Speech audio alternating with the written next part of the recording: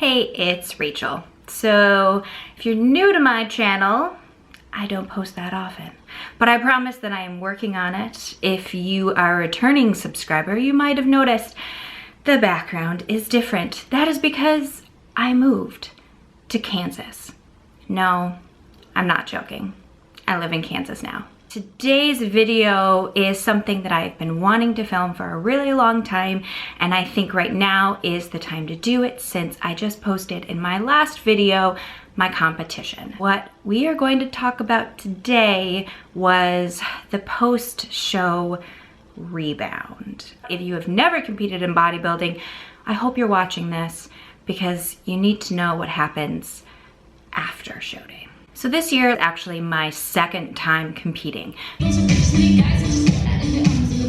So I already went through one post-show. And so I thought this time around I would know exactly what to do. No big deal, would be able to hit my reverse macros. I had a coach. I was ready to just kill my reverse. That's not what happened. Turns out I went through the exact same thing second time around. One of the things that I'm not sure a lot of people talk about is after you compete, you will never feel full. Ever.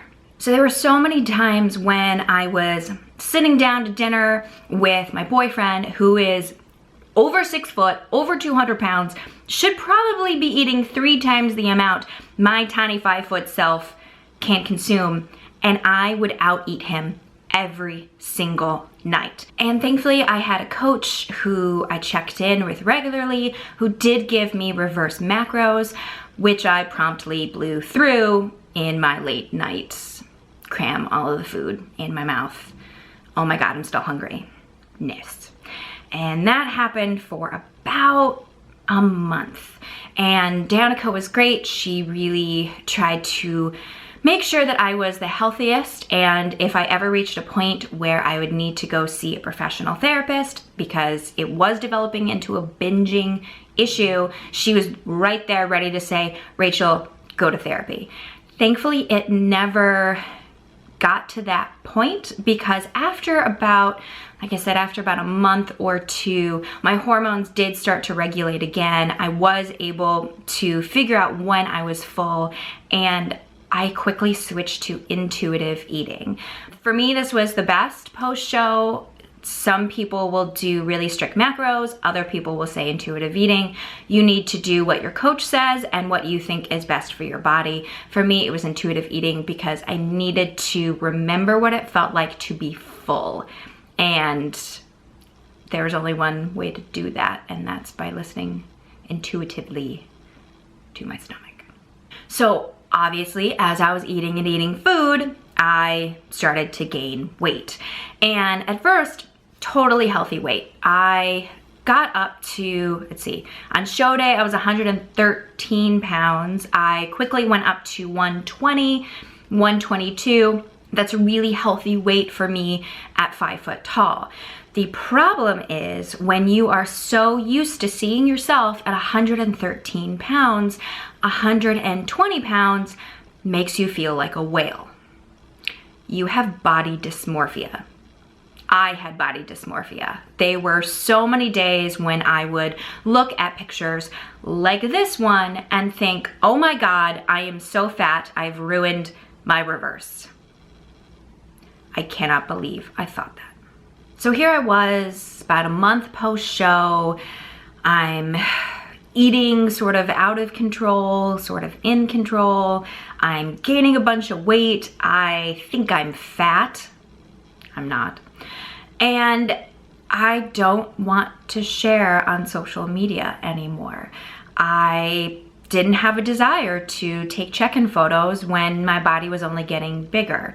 I didn't want to make YouTube videos because I was so self-conscious about how I was gaining weight and my face looked bigger. These are real things that happened. I am not proud of those, but I think it's important to talk about because when I showed my competition video, a lot of the comments were things like hashtag goals or goals body or just sort of putting on a pedestal of what a bikini competitor looks like. And I think it's really important that you know that physique is not maintainable. To get that lean, I had to do some really extreme things.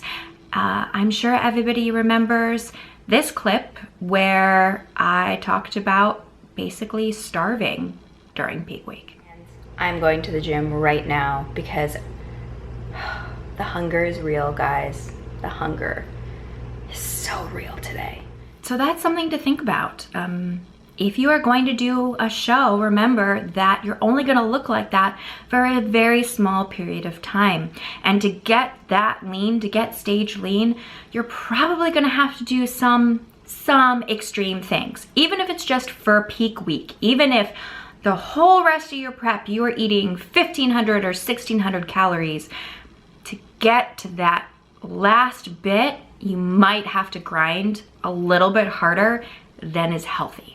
So what happens to your body when you go to that extreme and you're not feeding it and you're losing body weight at a ridiculous rate? You lose your period.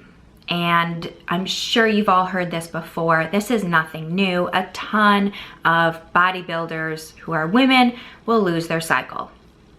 It happens. Anytime your body is under stress, which it is during prep, you will lose your period.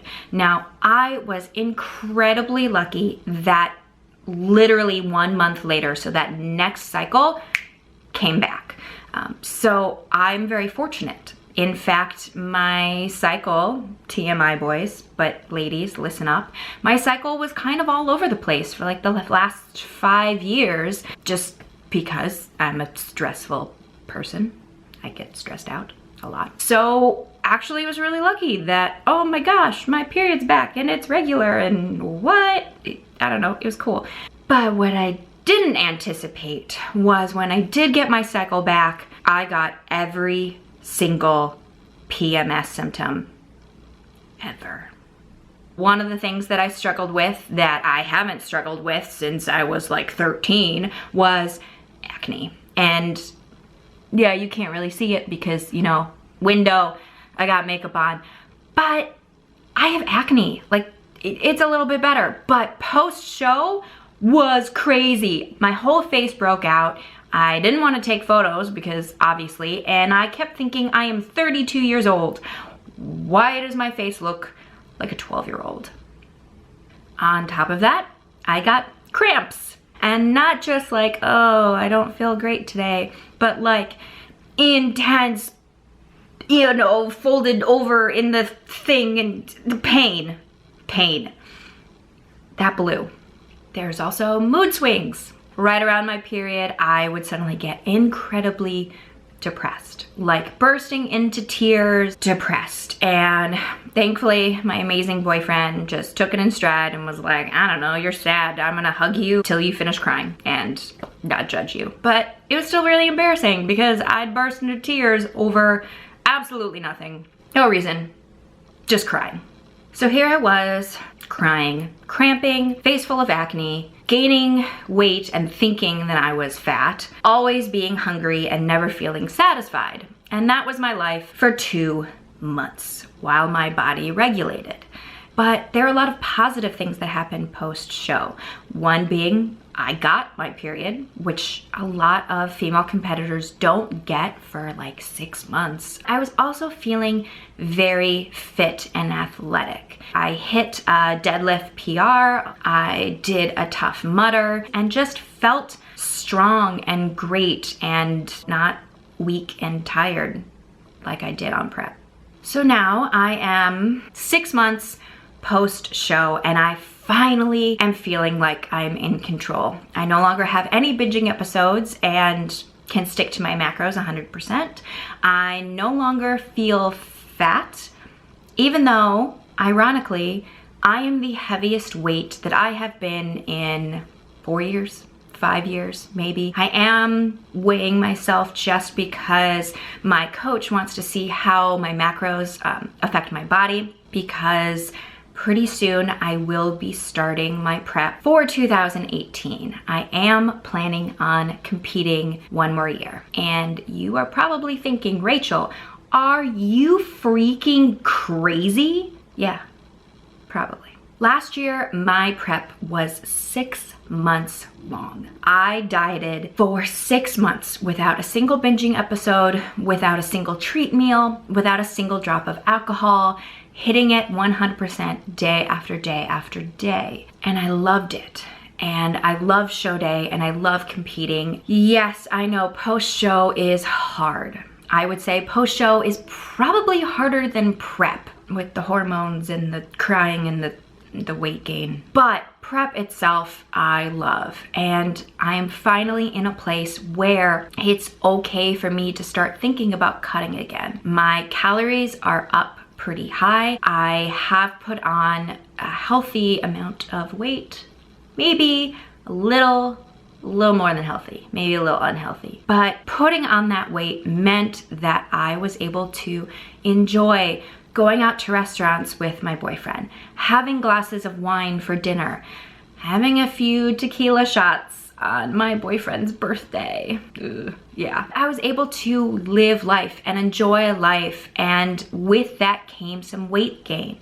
And I was okay with that. Mentally, I needed that break in order to be able to commit 100% to prep for probably another 6 months. So you will be seeing more videos from me, hopefully more often than I did in 2017, because I was not a very good YouTuber. Sorry guys. If you have any specific requests, please let me know. The good thing about my move is in the apartment complex where we're at, there is a really nice gym. I should be able to film some workouts, but I will also, of course, be sharing what I eat in a day and grocery hauls, etc.